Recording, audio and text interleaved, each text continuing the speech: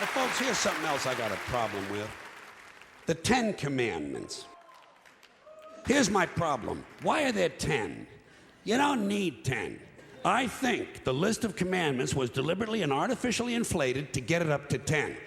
It's a padded list. Here's what they did. About 5,000 years ago, a bunch of religious and political hustlers got together to try to figure out how to control people, how to keep them in line. They knew people were basically stupid and would believe anything they were told, so they announced that God had given them some commandments. Up on a mountain, when no one was around, God had given them the 10 Commandments. But let me ask you this. When they were sitting around making this shit up, why did they pick 10? Why 10? Why not 9 or 11? I'll tell you why. Because 10 sounds official.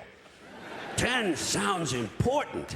They knew if it was 11, people wouldn't take it seriously. Say, what, are you kidding me? The 11 Commandments? Get the fuck out of here.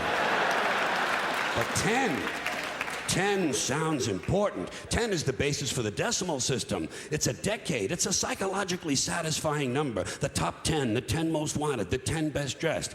So having 10 commandments was really a marketing decision.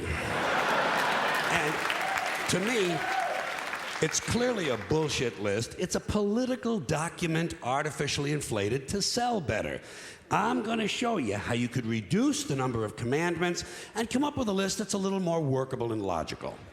We're going to start with the first 3, and I'll use the Roman Catholic version because those are the ones I was taught as a little boy.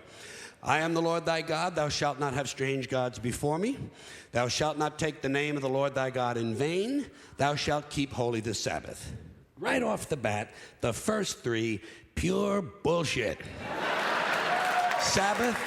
Sabbath day, Lord's name, strange gods. Spooky language. Spooky language.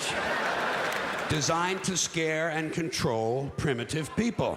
In no way does superstitious nonsense like this apply to the lives of intelligent, civilized humans in the 21st century. You throw out the first 3 commandments, you're down to 7. Next, honor thy father and mother. Obedience, respect for authority. Just another name for controlling people. The truth is, obedience and respect should not be automatic. They should be earned. They should be based on the parent's performance. Parent's performance. All right?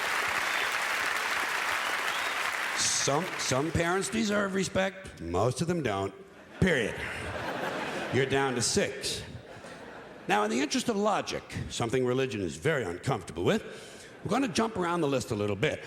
Thou shalt not steal. Thou shalt not bear false witness. Stealing and lying. Well, actually, these 2 both prohibit the same kind of behavior. Dishonesty, stealing, and lying. So you don't need 2 of them. Instead, you combine them and you call it thou shalt not be dishonest. And suddenly, you're down to 5. And as long as we're combining, I have 2 others that belong together. Thou shalt not commit adultery. Thou shalt not covet thy neighbor's wife. Once again, these 2 prohibit the same kind of behavior, in this case, marital infidelity. The difference is coveting takes place in the mind, and I don't think you should outlaw fantasizing about someone else's wife. Otherwise, what's a guy going to think about when he's waxing his carrot?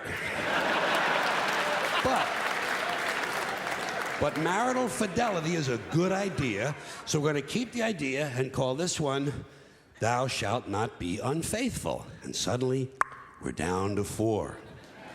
But when you think about it, honesty and fidelity are really part of the same overall value. So in truth, you could combine the 2 honesty commandments with the 2 fidelity commandments and give them simpler language, positive language instead of negative, and call the whole thing, thou shalt always be honest and faithful, and we're down to 3. Thou shalt, they're going away fast. Thou shalt not covet thy neighbor's goods. This one is just plain fucking stupid. Coveting your neighbor's goods is what keeps the economy going. All right? Your neighbor gets a vibrator that plays "O Come All Ye Faithful."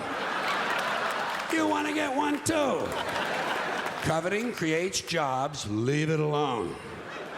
You throw out coveting and you're down to 2 now, the big honesty and fidelity commandment, and the one we haven't talked about yet, thou shalt not kill, murder, the 5th commandment. But when you think about it, when you think about it, religion has never really had a big problem with murder. Not really. More people have been killed in the name of God than for any other reason. All you have to do... Sure. Yeah.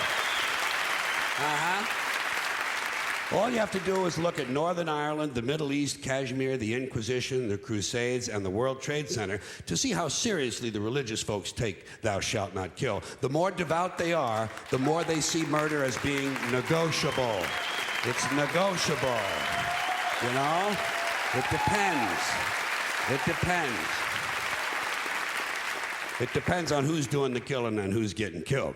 So, with all of this in mind, I leave you with my revised list of the 2 commandments. Thou shalt always be honest and faithful to the provider of thy nookie. And thou shalt try real hard not to kill anyone, unless, of course, they pray to a different invisible man from the one you pray to. 2 is all you need. Moses could have carried him down the hill in his fucking pocket. And if they had a list like that, I wouldn't mind those folks in Alabama putting it up on the courthouse wall. As long as they included one additional commandment, thou shalt keep thy religion to thyself.